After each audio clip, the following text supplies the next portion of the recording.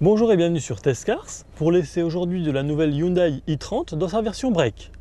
Au niveau du design, on notera une calandre en forme hexagonale, un système d'aide automatique au stationnement grâce notamment au capteur présent à l'avant, phare Big Xenon style diamant avec lave-phare. On poursuit avec des jantes 17 pouces, éclairage d'aisance dans les rétroviseurs, ouverture sans clé, keyless free. Au-dessus, on notera la présence d'un tour ouvrant panoramique. À l'arrière, les vitres latérales, mais aussi la lunette arrière, l'ensemble est surteinté.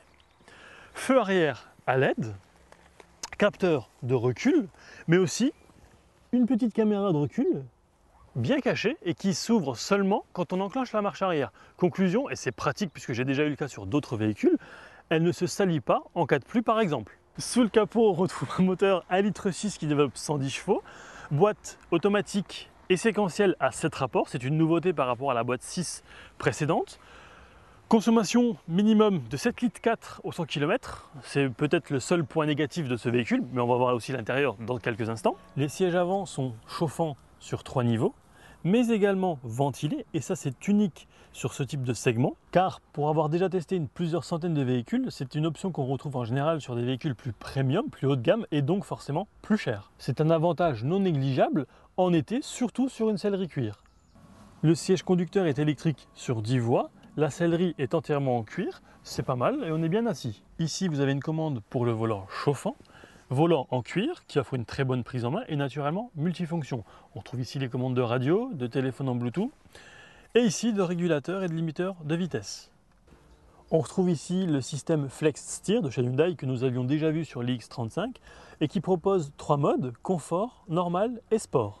Ici vous avez une commande qui vous avertit par un signal sonore et lumineux si vous changez de voie sans mettre le clignotant. Au niveau de l'infodivertissement et de l'écran tactile, on retrouve naturellement le GPS, le téléphone en Bluetooth, la radio évidemment, et aussi les médias. Alors côté connectique, on retrouve des connexions MP3, auxiliaires, iPod, ainsi qu'un port USB. Sur cette zone-là, vous gérez la climatisation qui est bizone et vous retrouverez les commandes vues il y a un instant des sièges chauffants et ventilés. Grâce à la caméra de recul, voilà, on voit sur cet écran ce qui se passe à l'arrière. La boîte est donc automatique à 7 rapports, mais également séquentielle. Et ici, vous retrouvez un frein à main électronique. À noter une option sur ce modèle, l'airbag genou pour le conducteur. À l'arrière, il ne faudra pas être immense, mais il y a quand même suffisamment de place. Et surtout, on est pas mal installé. Le coffre sur un break est quand même un élément important. Le volume aussi ici entre 528 et 1642 litres.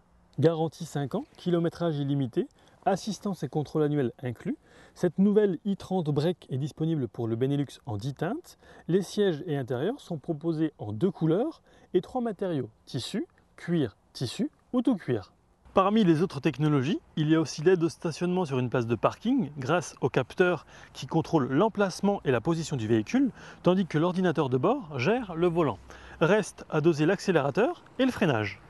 Sympa à rouler, confortable et très bien équipée, cette nouvelle i30 Break démarre à 16 100 €. Elle est affichée dans cette configuration à 29 000. Dommage pour ma part que la consommation soit trop élevée pour ce genre de véhicule qui ne pèse que 1300 kg. Je tiens par ailleurs à remercier Autopolice Bertrange pour le prix du véhicule et vous retrouverez comme d'ordinaire la critique écrite ainsi que les photos sur Test Cars. Quant à nous, on se retrouve très vite pour un prochain essai. À bientôt!